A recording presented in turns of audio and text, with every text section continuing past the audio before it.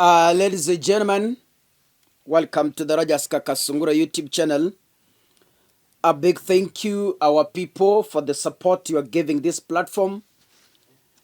I told you there's a house we are building for an orphan who was left by parents alone and has no house. Ako na kanyumba lakini ako kanyumba kaka tulienda pale and I had to shed tears because it's a dilapidated house na ako na watoto, so nikawa request kwamba mnisaidie ili tumjengee nyumba. I want to give a report because it's good to report to you because you are the donors kwamba tumepata all the 32 iron sheets as required. Tumepata all the 45 poles as required. Tumepata all the 70 frames as required. Tumepata all the roofing nails as required. Tumepata the other nails as required.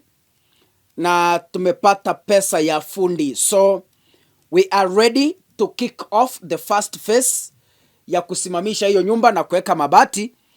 And then as we do that, we are kindly requesting kwamba we are appealing for doors, 2 T-doors, wale mnaelewa T-door, yote miwili ni 9,000.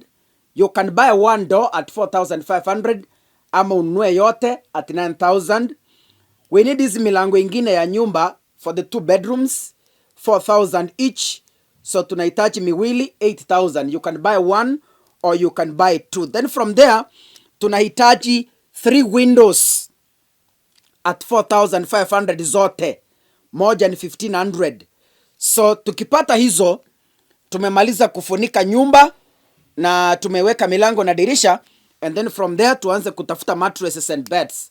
So kindly we urgently need windows and those doors. Mungu akikujalia within your capacity, we will highly appreciate, and this will be a blessing to this life.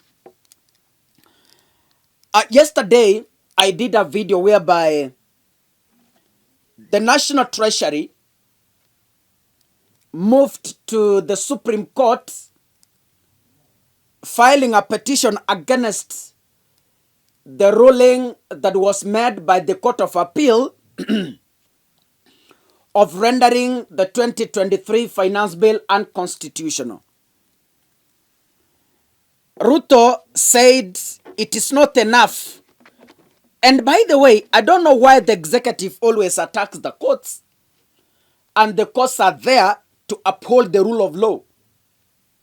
So if the political class does not want to follow the constitution, why are they attacking the judiciary, which is mandated to protect the constitution based on evidence presented?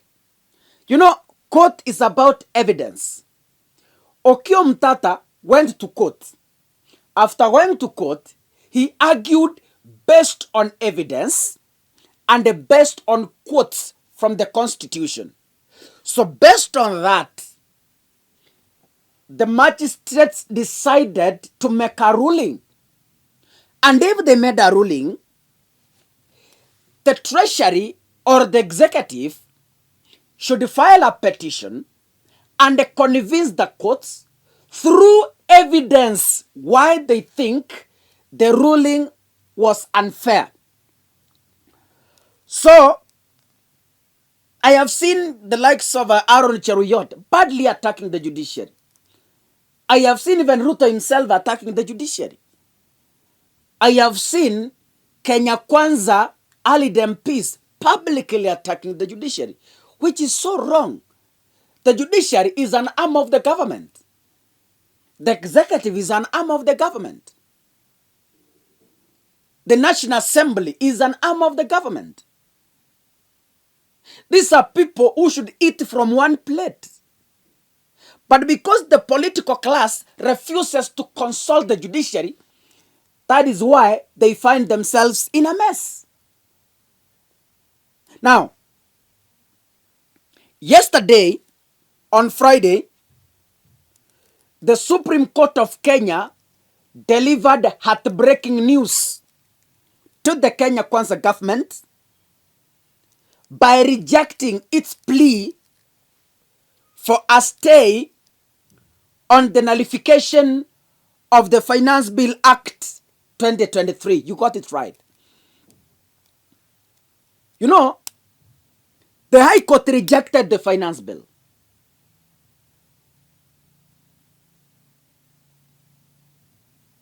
The Court of Appeal pia nayo imekataa. The Supreme Court has also said, we are not any special.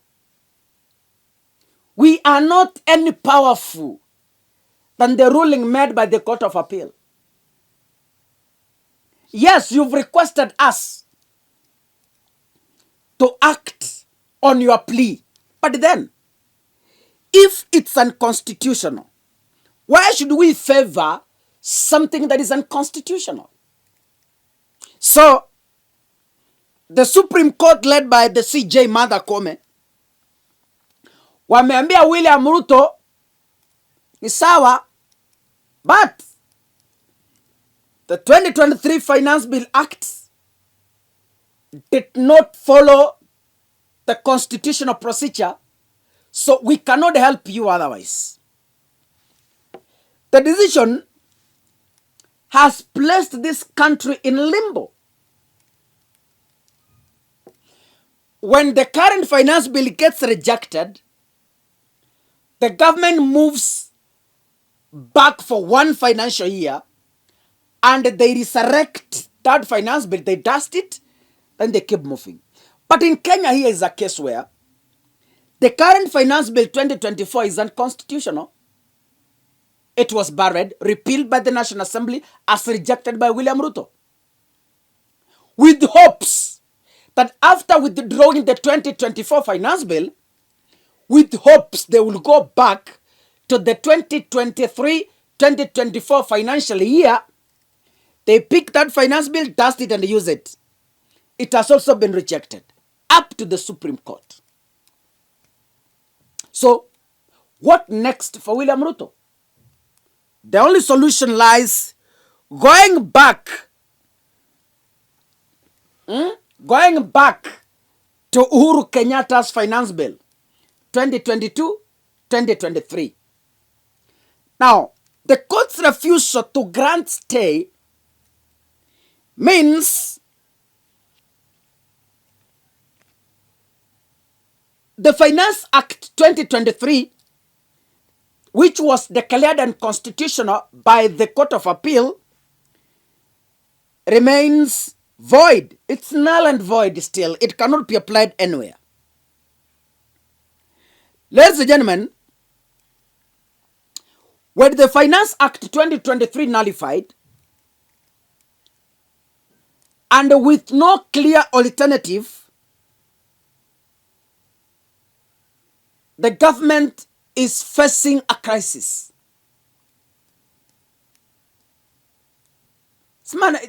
The government is facing a crisis. You know, when Kenya Kwanza came to government, it's on the public domain, or it's in the public domain.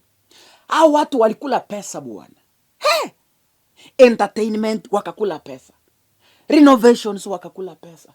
Safari za nje wakakula pesa. With hopes kwamba Wakenya watalipa through taxes. Sasa kimeumana. Ni kama mwanaume ambaye umeajiriwa kazi, unapata salary ya this month, unakula yote with hopes kwamba next month utalipwa. This is the financial problems that is crippling this nation, especially among the young people. Yani kijana akipata mshahara wa this month anakula next month itajipanga, kwa sababu anajua after all ako kazini. Ikifika mid next month unavutwa kazi. This is exactly what is happening with the Republic of Kenya. Wakati Kenya Kwanza walikuja uongozini, walikula pesa with hopes kwamba financial year ikikuja tuta increase taxes turudishe. Wakakula, wakafieka. Sasa wameshindwa how to raise that money through taxes. Because what constitutionally gives them power to collect tax is the finance bill. Now, Kenya Kwanza is in a crisis.